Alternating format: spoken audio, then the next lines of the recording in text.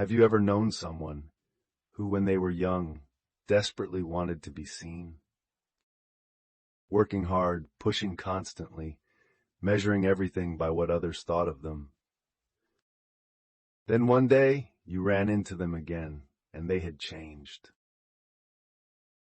Not failed, not given up. Just quiet. You asked, "What are you doing these days?" They said, "Nothing much, just living."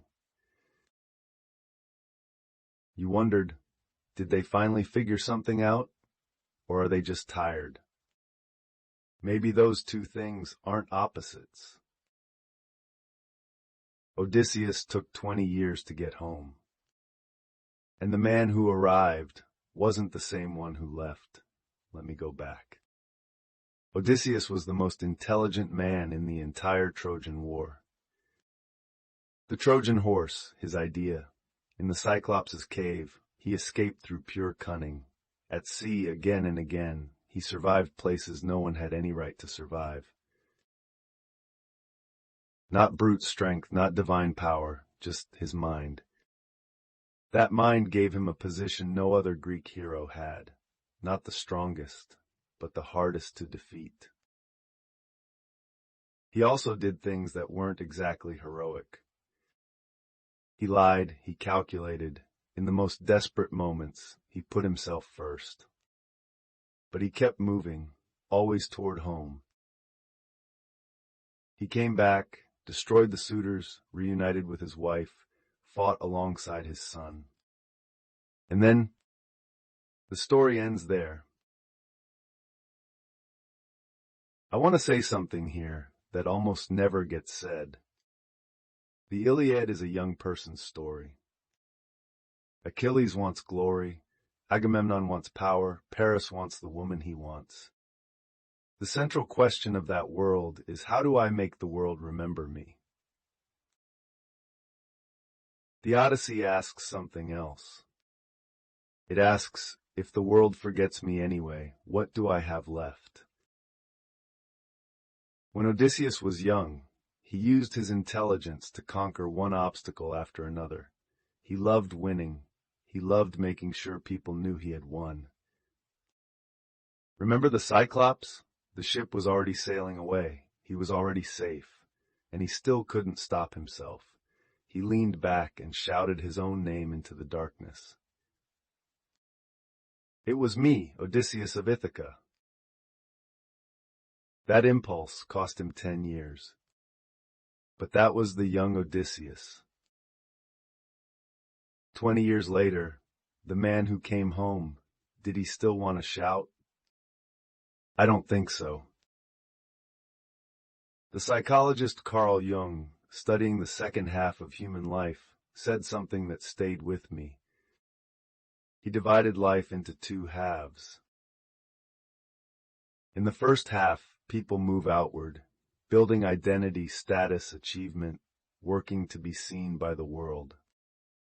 In the second half, people begin to move inward, not retreating, but the external ways of defining yourself start to run out. Like the 2003 film A Touch of Spice, there are two kinds of travelers in life.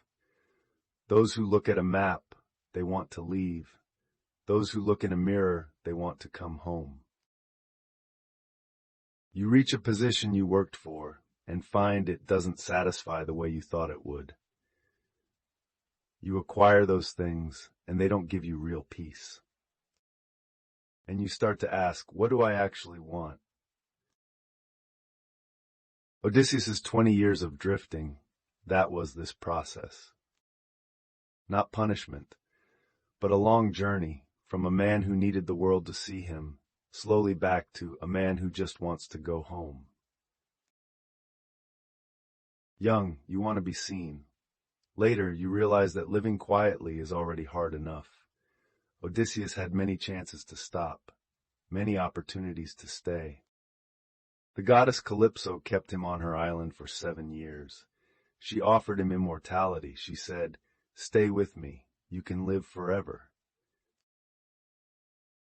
He said, "No. I just want to go home." A mortal home, an aging wife, a piece of land that could get sick, flood, fail. He chose that. Why? Because by then, those were the only things left that were really his. Not glory, not cleverness, not a name the world would remember.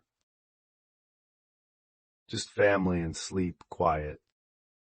That sounds ordinary. But have you noticed, ordinary is the hardest thing to find? How many people around you, after years of running, say in the end, I just want one good night of sleep. I just want to sit down for dinner with my family. I just want somewhere I don't have to perform. Those are the things Odysseus turned down immortality for. The psychologist Maslow mapped out a pyramid of human needs. Survival at the bottom, self-actualization at the top. But what almost no one says is, when you climb to a very high place and look back down, sometimes you find that what you want most are things you let go of a long time ago. Odysseus spent 20 years climbing, then looked down and saw Ithaca, that small island, that home, that woman. That was enough.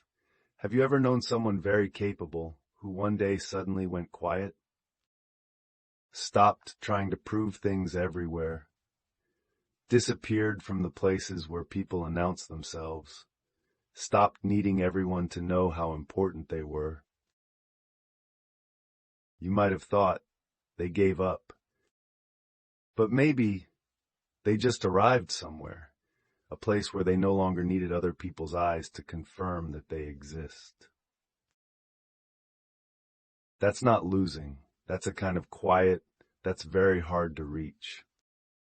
Psychologists say that genuine maturity has one clear sign. Desire doesn't grow. Desire begins slowly to shrink. Not because you stop caring, but because you know more and more clearly what you actually care about. And everything else, you let it go.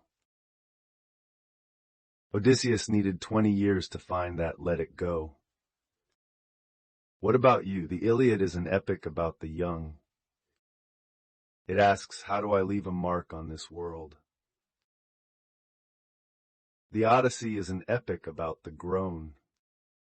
It asks, if the world forgets me anyway, what do I have left? Odysseus walked 20 years to reach that answer. Family, sleep, quiet. That answer is small, but finding it is not easy. I want to ask you, are you still in the first half? Still running outward hard and fast? Or have you started to feel something, quietly, that some of the things you always thought you wanted might not be what you actually want? If you're already feeling that, maybe you're not just tired. Maybe you're just almost there. Because the world is never quite what you think it is. Wu Talk's world. Until next time.